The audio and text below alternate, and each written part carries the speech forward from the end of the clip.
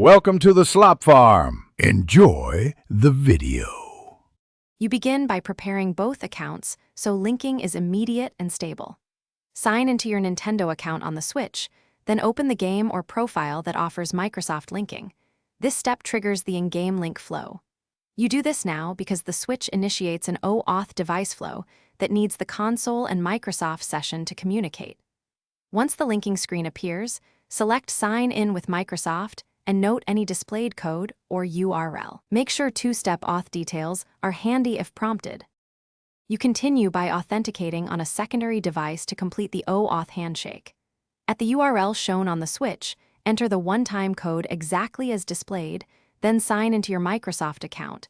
This transfers authorization back to the console. Grant only the permissions the game requests. This allows cross-save, friends, or purchases as intended. Once accepted, the Switch receives confirmation and links the accounts. Make sure to read permission prompts so you understand what data is shared and why it matters.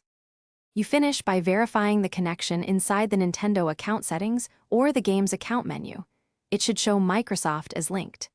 If linking fails, first synchronize the Switch clock and reconnect Wi-Fi because OAuth tokens are time-sensitive.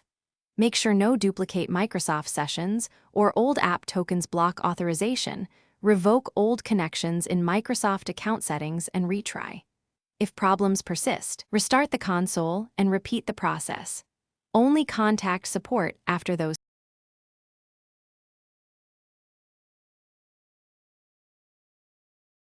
Thanks for watching. Consider subscribing if we helped you today.